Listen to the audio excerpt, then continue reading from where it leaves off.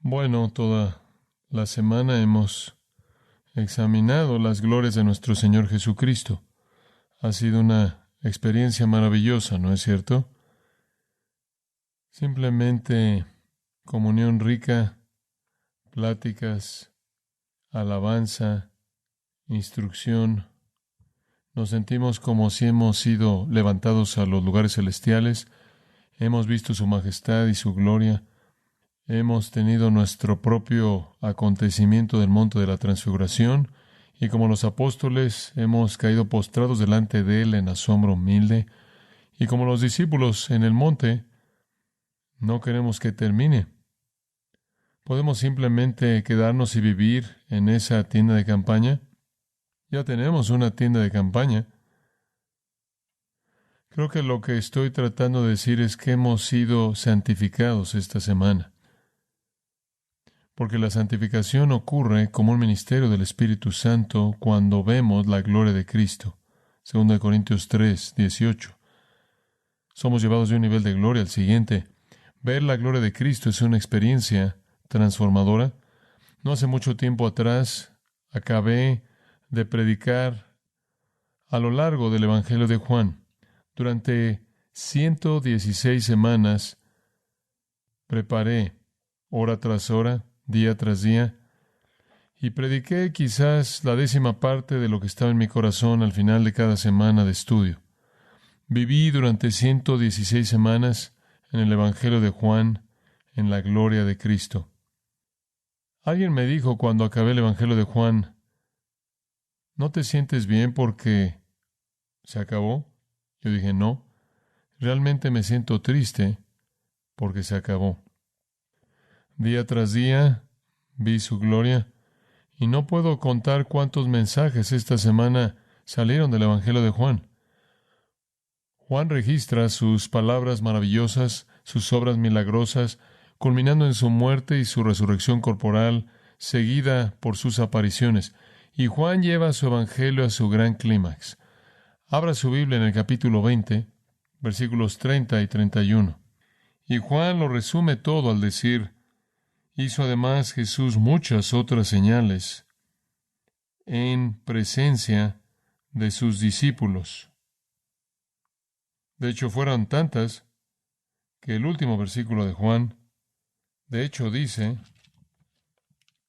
que ni aun en el mundo cabrían los libros que se habrían de escribir. Muchas otras señales hizo Jesús en presencia de sus discípulos, las cuales no están escritas en este libro, pero éstas se han escrito para que creáis que Jesús es el Cristo, el Hijo de Dios, y para que creyendo tengáis vida en su nombre. El Evangelio de Juan es para proveer evidencia de la deidad y la identidad como Mesías de Jesucristo, evidencia que lo lleva usted a creer y a tener vida eterna. Ese es el punto elevado del Evangelio de Juan. Ese es el pináculo, el Höhepunkt, como dirían los alemanes, y cuando llegué a ese versículo pensé, ese debería ser el final. Ese debería ser el final. Pero no lo es. De las alturas de ese resumen elevado, de los propósitos evidenciales y evangelísticos del Evangelio de Juan, de esa revelación gloriosa elevada del Cristo resucitado, llegamos al capítulo 21 y es como si somos arrojados de un risco y aterrizamos con un golpe. Es descender en un golpe. De hecho, el contraste es tan fuerte que algunos han sugerido que Juan ni siquiera lo escribió. Y para empeorarlo, nos volvemos a encontrar y chocamos con Pedro. ¡Qué dolor! ¿No podemos simplemente terminar con Cristo?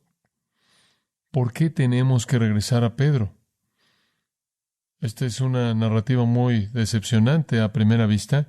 ¿Realmente necesitamos esto? No podemos simplemente entrar volando al libro de los Hechos y a la Ascensión y al día de Pentecostés. ¿Por qué necesitamos Hay una respuesta a eso. Es porque con toda la gloria que ha venido a través del final del capítulo 20, eventualmente la gloria termina en vasos de barro. Esto es para nosotros. Esto tiene que ser parte de la historia. Cuando Lucas escribió su evangelio y después comenzó a escribir el libro de los Hechos, en Hechos capítulo 1 y versículo 1, él dijo esto, él estaba escribiendo en el evangelio acerca de todo lo que Jesús, ¿se acuerda usted de la siguiente frase? Comenzó a hacer y enseñar. Conforme nuestro Señor ascendió y el Espíritu vino, el trabajo fue entregado a los vasos de barro, de eso hablamos el martes, débiles y feos, rompibles, reemplazables, imperfectos. Hemos estado en el monte, hemos visto la gloria majestuosa, la hemos visto mediante una palabra más segura, Pedro dijo, que incluso su propia experiencia en el monte de la transfiguración, una palabra más segura inspirada por el Espíritu Santo y escrita, nosotros también hemos sido testigos oculares de su gloria. Y ahora el depósito reposa con nosotros. Debemos llevar el Evangelio glorioso hacia adelante, incluso en nuestra fragilidad y nuestra debilidad. Pedro hizo suficientes cosas como para perder sus papeles de ordenación. Si él hubiera presentado su testimonio como una solicitud de admisión al seminario Masters, probablemente él habría sido rechazado. Ocasionalmente habla en nombre del diablo. Ocasionalmente hace a un lado a Jesús y le dice qué hacer. Y cuando se pone difícil, él niega y niega y niega que él siquiera conoce al Señor y después jura. Oh, eso es algo muy bueno en un ministro. El golpe se lleva a cabo en las primeras 3 palabras del versículo 1. Después de esto. Jesús se manifestó otra vez a sus discípulos junto al mar de Tiberias. Y se manifestó de esta manera. Estaban juntos Simón, Pedro, Tomás, llamado el Dídimo, Natanael, el de Caná de Galilea, los hijos de Zebedeo y otros 2 de sus discípulos, Felipe y Andrés. Lo que usted tiene aquí es a todas las personas que estaban en el negocio de la pesca. Estos son todos los pescadores galileos y usted puede incluir allá a Tomás. Bastante sorprendente aquí. Simón Pedro les dijo, voy a pescar. Dice usted, bueno, todo el mundo en el ministerio necesita recreación. No, esto no tiene que ver con tomar una caña de pescar y un anzuelo en un día soleado y disfrutar de recreación. El Señor les había dicho, Mateo 28:16, vayan a Galilea, a un monte que yo les diré, y esperen ahí a que yo llegue para recibir más órdenes. Voy a estar ahí, esperen. Les voy a dar la comisión. Y ustedes sabrán lo que viene a continuación. En un movimiento predecible, impulsivo, decepcionante, Pedro decide regresar a su carrera antigua. Y él es un líder, y como un grupo de patos de hule, el resto de los pescadores lo siguen.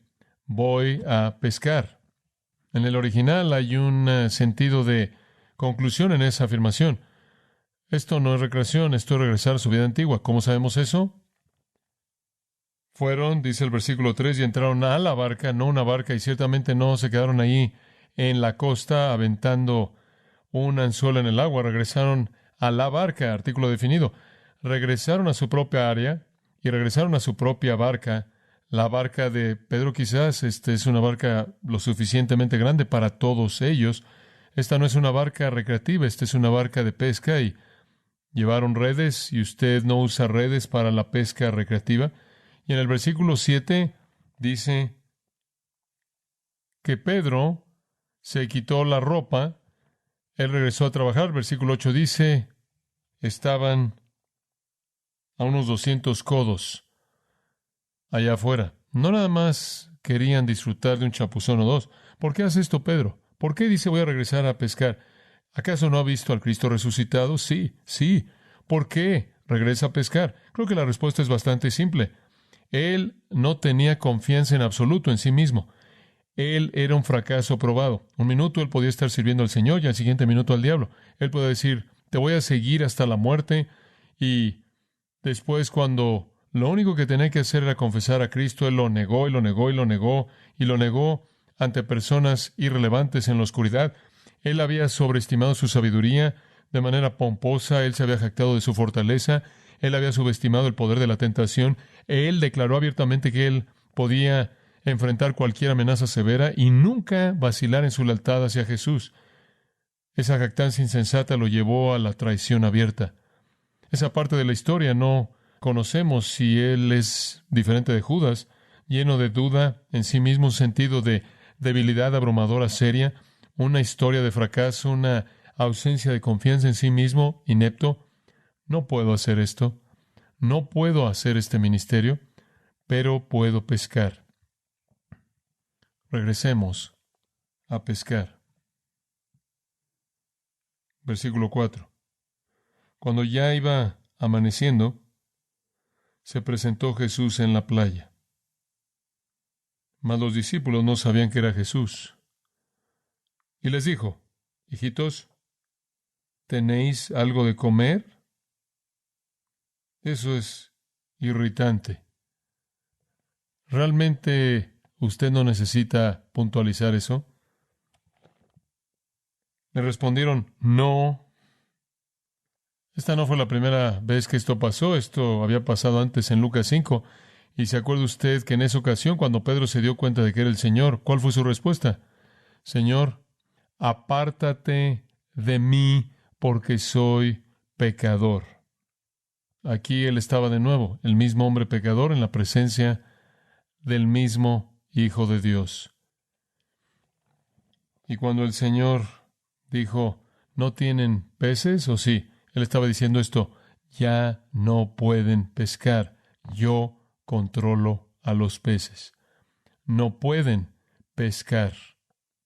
Yo los llamé a pescar hombres. Entonces, no, esa fue tan solo una coincidencia. Usted sabe, estaban en un mal lugar. No, simplemente una coincidencia, en serio. Ve el versículo 6. Echad la red a la derecha de la barca y hallaréis. Entonces le echaron y ya no la podían sacar por la gran cantidad de peces. No habían peces en el área. Y cuando el Señor les dijo: intenten el lado derecho de la barca, usted sabe que su instinto sería decir: bueno, ¿que está loco? ¿Piensas que no pescamos de un lado de la barca? ¿De qué estás hablando? Pero la autoridad en su voz hace que hagan lo que él dijo, aunque en este punto no sabían quién era.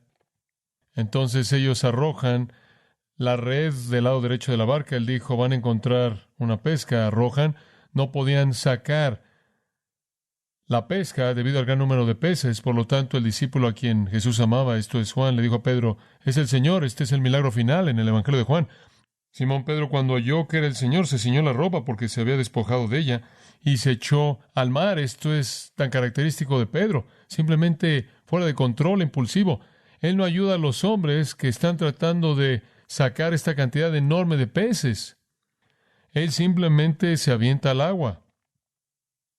Mientras que él se aventó al mar, los otros discípulos vinieron con la barca, arrastrando la red de peces, pues no distaban de tierra, sino como 200 codos. No podían subirla a la barca, entonces están trabajando muy duro para llevar los peces a la costa. Al descender a tierra, en el versículo 9, vieron brasas puestas y un pez encima de ellas y pan.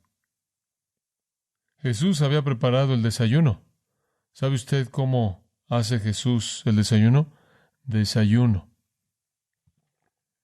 Jesús les dijo: traed de los peces que acabáis de pescar. Subió Simón Pedro y sacó la red a tierra, llena de grandes peces, 153. Me encanta el número. Es un relato de un testigo ocular de un número. Los contaron, y es una indicación de que este es un milagro real. Y aun siendo tantos, la red no se rompió. Simplemente un milagro, una pesca enorme sin romper la red. Ahora, Pedro y los otros saben, ya no pueden pescar. Esa es la lección. No pueden pescar. Yo controlo a los peces. no pueden pescar cuando Mateo 4:19 han sido llamados a pescar hombres. Y después el Señor hace algo sorprendente. Él pasa a la restauración de Pedro y los otros. Les dijo Jesús en el versículo 12, venid, comed. Y ninguno de los discípulos se atrevió a preguntarle, ¿tú quién eres? Sabiendo que era el Señor. Vino pues Jesús y tomó el pan y lo les dio, y asimismo del pescado. Esta era ya la tercera vez que Jesús se manifestaba a sus discípulos después de haber resucitado de los muertos. No sé cómo fue la plática, pero debió haber sido intensa. Debieron haber habido algunas disculpas. Lo sentimos, Señor. No, simplemente no confiamos en nosotros y tú no estabas aquí y no sabíamos qué estábamos esperando y todos corrimos y nos dispersamos y huimos cuando fuiste arrestado y el único que se apareció en la cruz fue el que se apoyó en tu pecho y ese fue Juan y el resto de nosotros nunca nos aparecimos y todos somos culpables de desertar y todos somos débiles y todos somos inútiles y simplemente pensamos, sabemos cómo hacer eso y simplemente vamos a hacer eso. Eso es conocido por nosotros. Después el Señor comienza una restauración. Usted podría haber pensado que Él habría encontrado un reemplazo, un grupo de reemplazo. Digo, por favor, 3 años, muerte, sepultura, resurrección. Él está vivo, lo han visto y todavía están actuando así. Este es el momento para que el Señor reinicie. Este es su momento de restauración. Ahora, ¿le sorprende a usted que el Señor volvería a empezar con estos discípulos débiles que se rehusaban a hacer lo que Él les decía? Aquí están las buenas noticias. Esto es lo único que tiene para operar. Un grupo de vasos de barro con labios inmundos. Esto es Isaías repetido de nuevo.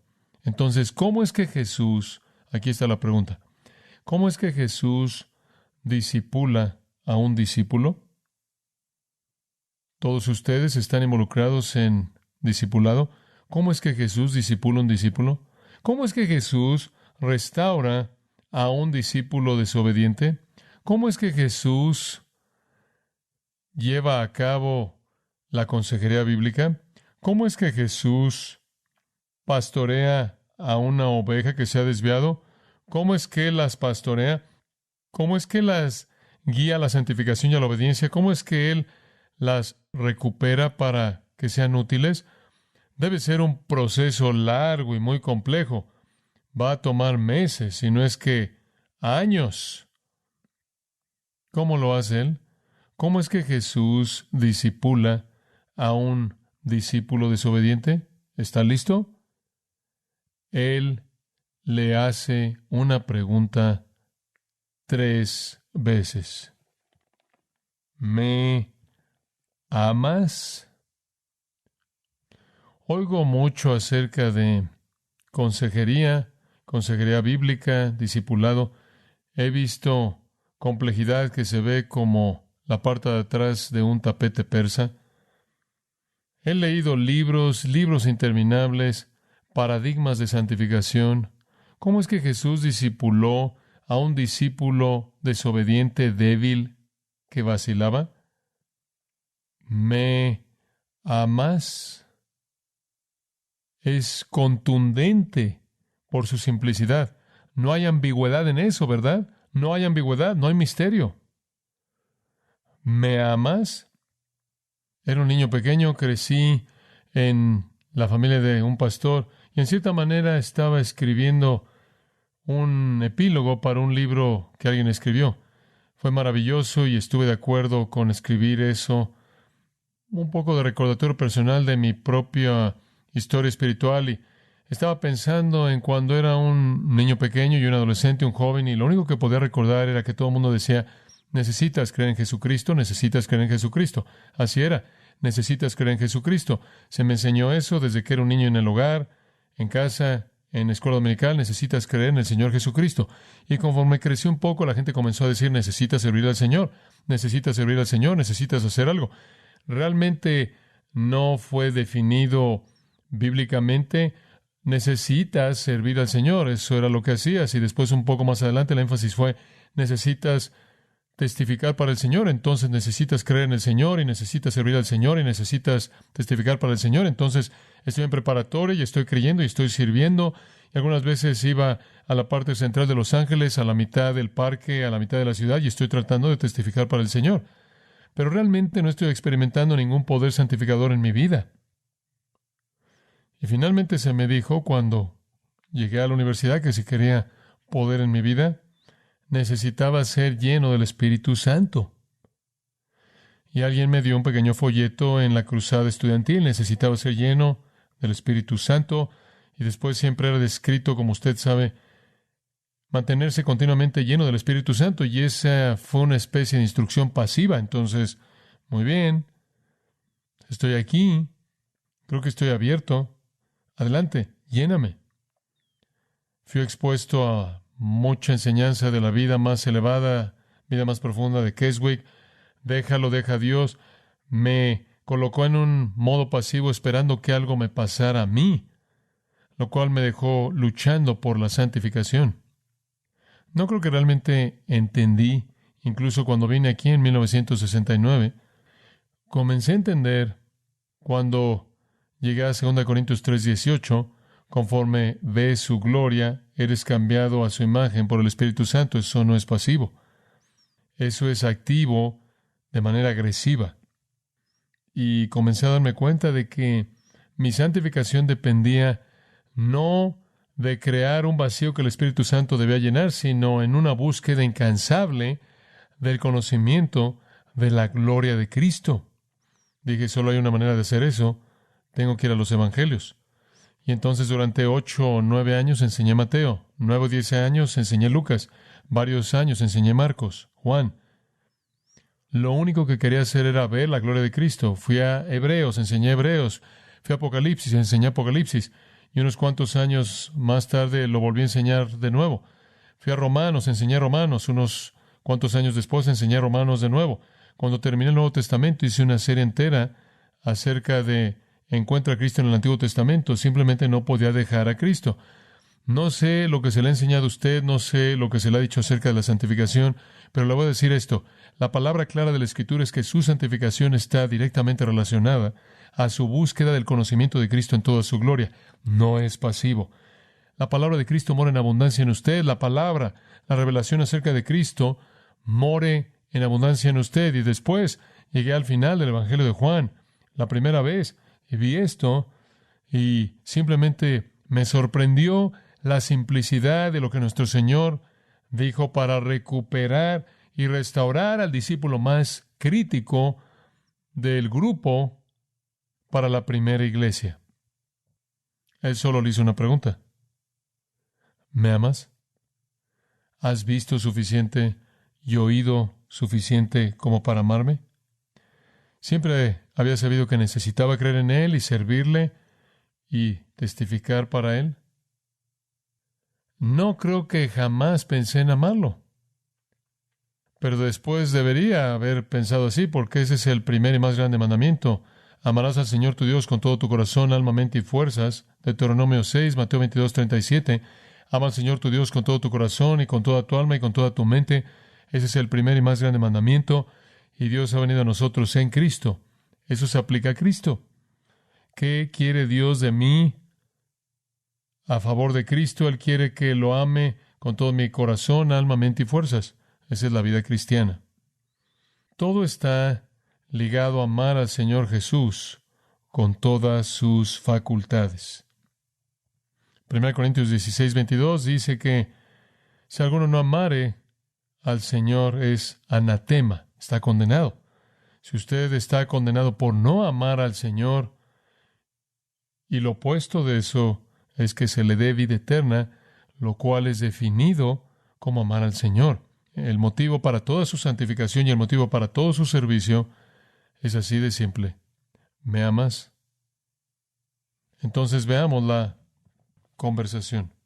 Cuando hubieron comido, Jesús dijo a Simón Pedro, Simón, siempre lo llamaba con su nombre antiguo cuando estaba hablando como su hombre antiguo. Simón, hijo de Jonás, ¿me amas? ¿Me amas? Siempre es la pregunta para un creyente desobediente.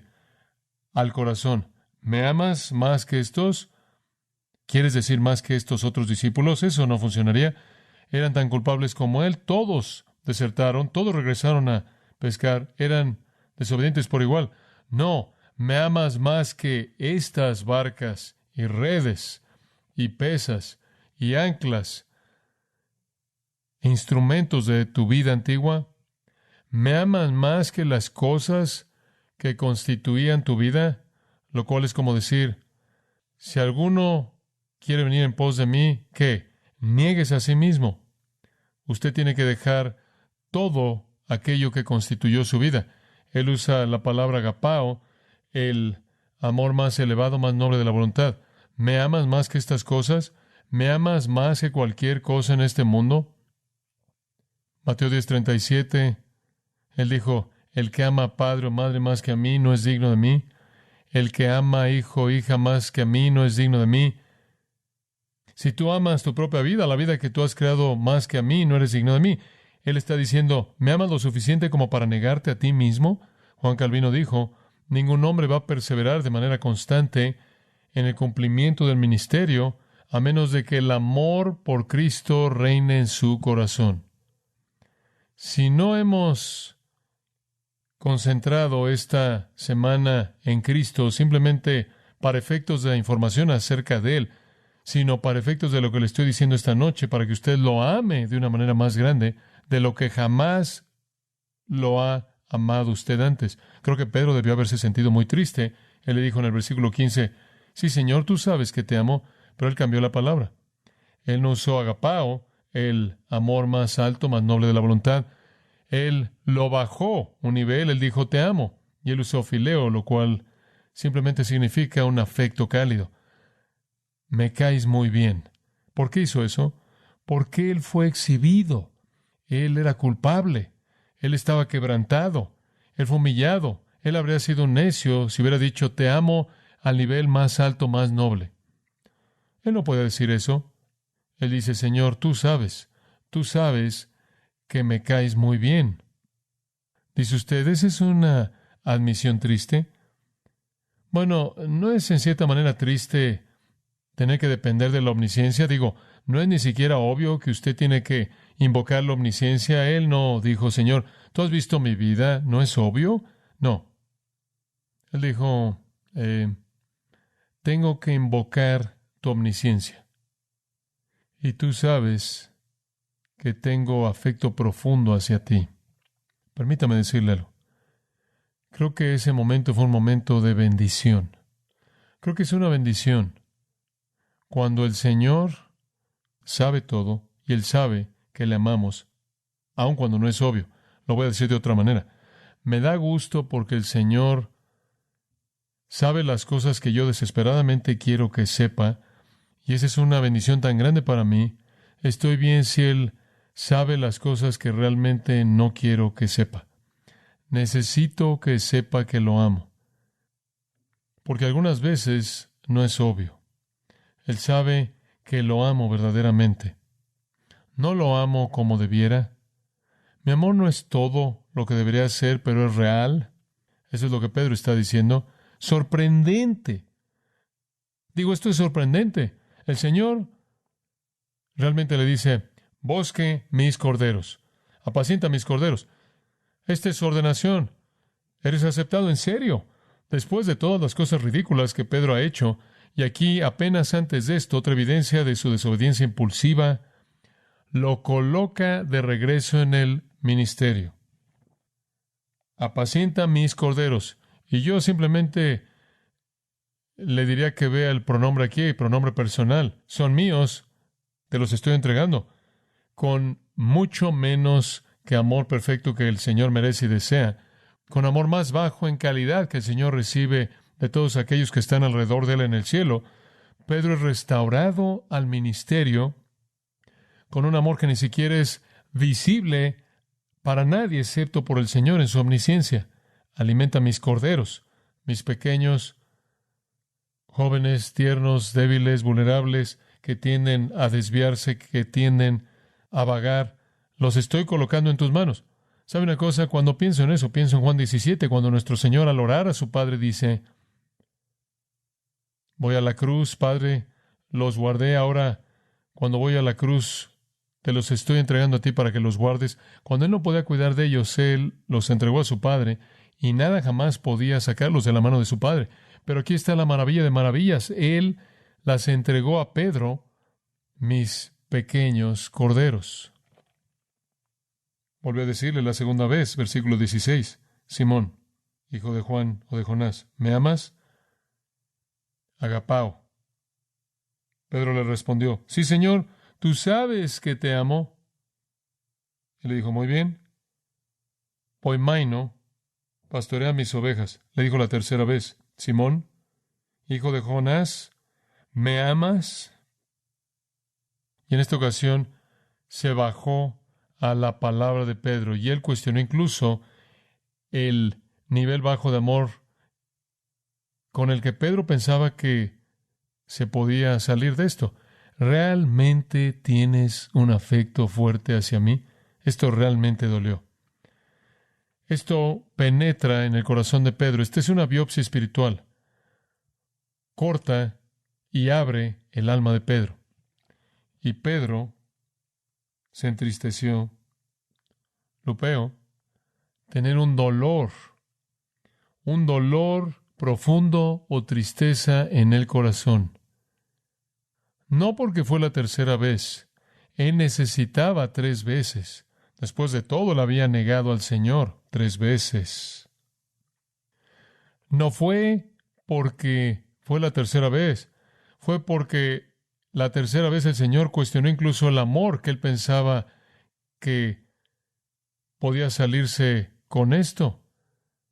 Y él de nuevo invoca la omnisciencia. Le respondió: Señor, tú lo sabes todo, tú sabes que te amo. Jesús le dijo: apacienta mis ovejas.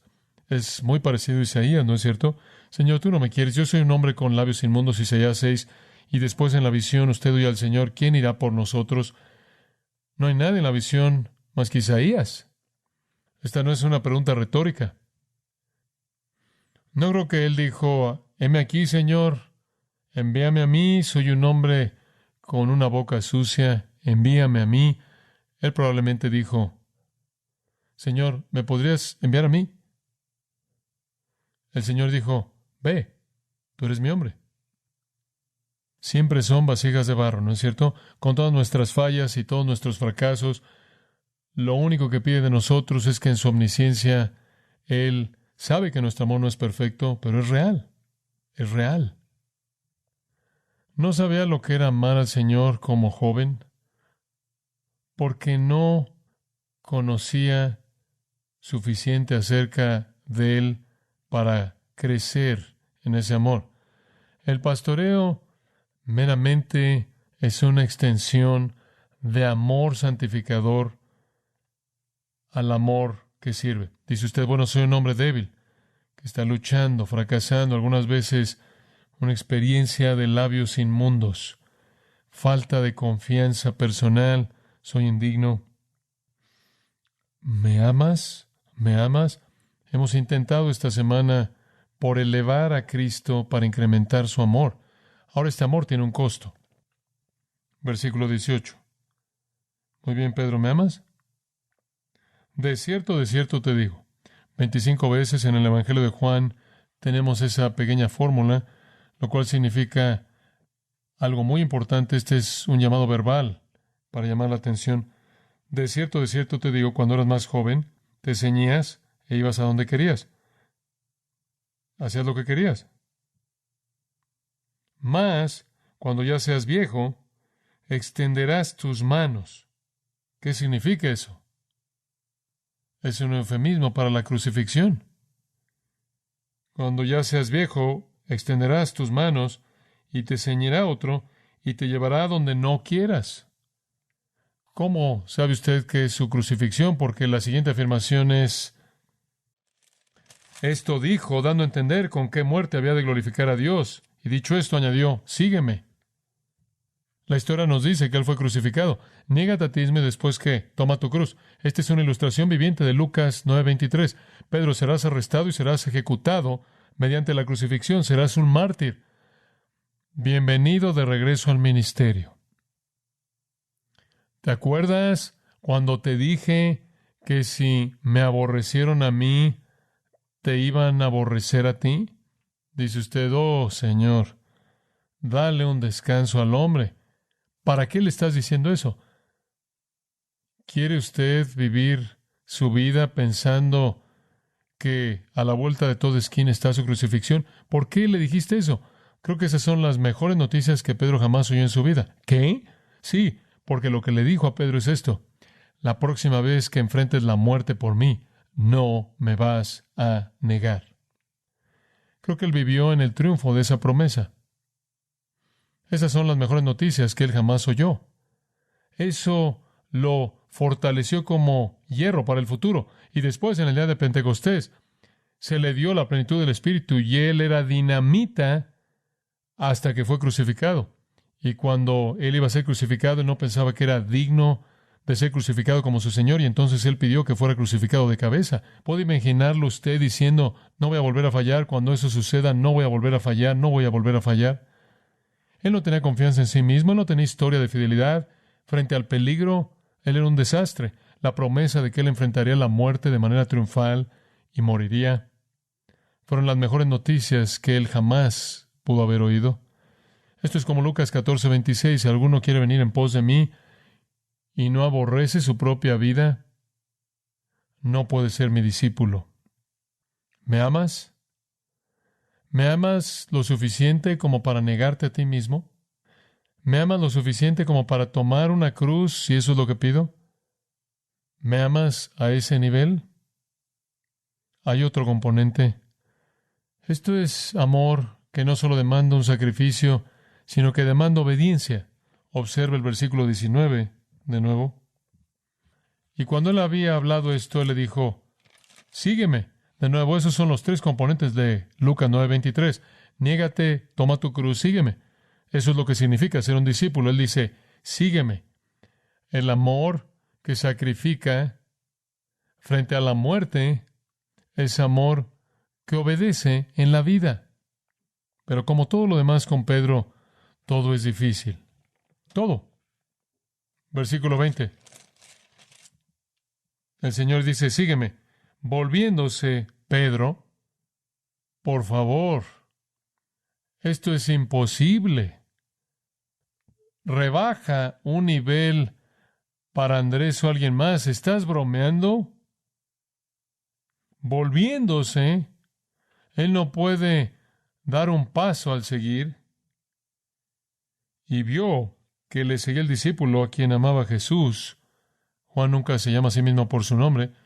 ¿Por qué lo haría cuando él se llamaba a sí mismo el discípulo a quien Jesús amaba? Él se voltea y ve a Juan, el mismo que no solo era el discípulo a quien amaba Jesús, sino el que se había recostado al lado de él en la cena. Y le había dicho, Señor, ¿quién es el que te ha de entregar? Juan simplemente no puede superar el hecho de que ha recibido privilegios que se le han dado al estar al lado de Jesús, el Mesías, el Hijo de Dios. Volviéndose Pedro, vio a Juan y él dice, Señor, versículo 21, ¿y qué de este? Digo, esto es remedio más allá de la comprensión. Y después usted tiene una de las afirmaciones realmente más simpáticas, y Jesús no dijo muchas cosas simpáticas, pero esto es simpático. Él dice, si quiero que Él quede hasta que yo venga, que a ti. Si Él vive hasta la segunda venida, no te importa, eso se llama hipérbole. Eso no solo es hipérbole, eso es sarcasmo, esto es sarcasmo. Claro, digo, eso es lo que usted dice cuando finalmente ha llegado a tal punto de exasperación con sus hijos que usted se vuelve al sarcasmo fuerte e hiperbólico. Mi papá solía decirme, tú nunca vas a llegar a nada. Mi papá no se preocupaba por elevar la imagen personal. Llegar a nada no tenía nada que ver con lo que estaba haciendo. Simplemente era una manera hiperbólica, sarcástica, de expresar su frustración por mi falta de conducta de calidad. ¿Qué hay acerca de él? Voy a morir, ¿verdad? Voy a morir. ¿Qué hay acerca de él? Le digo, Pedro es un proyecto constante. Este es un proyecto, entonces, si están preocupados por la gente que tienen que discipular en su iglesia, tengan algo de empatía aquí, ¿verdad? Es irrelevante, Jesús dice. Es irrelevante. Si quiero que viva hasta la segunda venida. Y entonces, claro, salió el rumor. ¿Saben ustedes lo que oí? Juan va a vivir hasta la segunda venida. Este dicho se extendió entonces entre los hermanos, versículo 23, que aquel discípulo no moriría. Pero Jesús no le dijo que no moriría, sino, si quiero que él quede hasta que yo venga, ¿qué a ti? Es irrelevante. Bueno, se volvieron amigos, ¿no es cierto, Pedro y Juan? De Hechos 2 al 11, Juan no dijo nada. Pedro predicaba. Dice usted, bueno, quizás Juan no tuvo nada que decir. Oh, sí. Cuando él finalmente abrió su boca, Evangelio de Juan, Primera de Juan, Segunda de Juan, Tercera de Juan y el libro de Apocalipsis, entonces lo estaba conteniendo. Entonces esto es enfático. La afirmación que nuestro Señor da en el original. Tú sígueme. Tú, versículo 22. Tú sígueme. Olvídate de los demás. De nuevo, esto es Lucas 9:23. Niégate a ti mismo, enfrenta la muerte, sígueme. Juan murió 30 años después de Pedro, al final del siglo I. Lo más probable es que fue en la isla de Patmos. Realmente 30 años después de que tanto Pedro como Pablo fueron martirizados. Entonces el Evangelio de Juan, la gloria de Dios brillando en la faz de Jesucristo, rico, exaltado, teológico, profundo, presentando al Hijo de Dios como el yo soy, demostrando su deidad gloriosa mediante palabras y obras, llevando a la conclusión masiva gloriosa del capítulo 20, versículos 30 y 31, muchas otras señales Jesús hizo en presencia de los discípulos que no están escritas en este libro, pero estas han sido escritas para que creáis que Jesús es el Cristo, el Hijo de Dios, y para que creyendo tengáis vida en su nombre. Esa conclusión gloriosa es donde el Evangelio llega a su cenit. Ahí es en cierta manera en donde estamos en esta noche. Hemos llegado a las alturas con Cristo. Mañana usted va a regresar con un golpe. Caemos del final del capítulo 20 de las alturas de gloria hermosas a la dificultad de colocar esta gloria en vasos de barro. Esos somos nosotros. Y lo único que el Señor pregunta es esto. ¿Qué? ¿Me amas? Voy a aceptar menos que un amor perfecto, pero no menos que un amor real.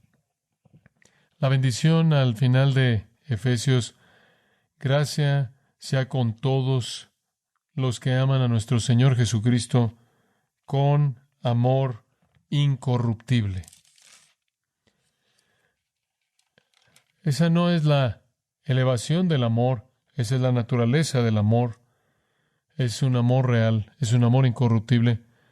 Si me amas, me amas, me amas, me amas, apacienta mis corderos, apacienta mis ovejas, niégate a ti mismo, ámame. Debes estar dispuesto a morir, si eso está en el plan, a partir de amor por mí. Vive en obediencia, y eso está en el plan, amándome. Pedro aprendió su lección. Vaya a 1 Pedro 5 y ahí es en donde vamos a concluir. 1 Pedro 5. Ahora Pedro nos va a hablar como un pastor fiel.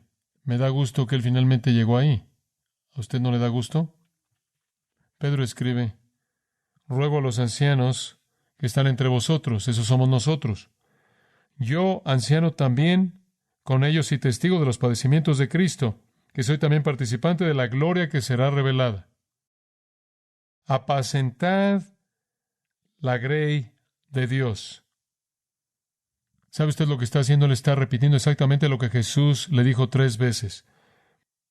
Cuidando de ella no por fuerza, sino voluntariamente, no por ganancia deshonesta, sino con ánimo pronto, no como teniendo señorío sobre los que están a vuestro cuidado, sino siendo ejemplos de la grey. Y cuando aparezca el príncipe de los pastores, vosotros recibiréis la corona incorruptible de gloria. Pedro ha ido de ser un discípulo que necesitaba ser discipulado para volverse nuestro maestro inspirado, diciéndonos que pastoremos el rebaño de Dios. Porque, como leímos antes, aunque no le habéis visto, ¿qué? Le amáis. Me encanta cómo Pedro cierra su carta. Saludad unos a otros con ósculo santo. La paz sea con todos vosotros que están en Cristo. Padre nuestro, venimos a ti en esta noche con gratitud, con agradecimiento. No merecemos estar en este ministerio. Tú comenzaste al decir que es una misericordia, y nos quedamos tan cortos. Sin embargo, si te amamos, no con un amor perfecto, sino con un amor incorruptible, eso es suficiente. Descendemos de las alturas de las glorias de Cristo que hemos visto a lo largo de toda la semana, y todo ha sido depositado en nosotros, vasos de barro. La gloria de Dios brillando en la faz de Jesucristo en un vaso de barro. ¡Qué paradoja! Pero, claro, entonces la explicación para nuestro ministerio nunca podría ser nosotros, solo podría ser tú. Te amamos, queremos amarte más, incrementa nuestro amor. Que nunca, jamás dejemos de buscar para encontrar tu gloria en donde quiera que es revelada, para que nosotros, mediante la obra del Espíritu Santo, podamos ser cambiados a tu imagen de un nivel de gloria y movernos hacia el más alto de todos los mandamientos de amarte a ti, a nuestro Señor, con todo nuestro corazón, alma, mente y fuerzas. Esa es nuestra oración. Pedimos estas cosas para tu gloria únicamente. Amén.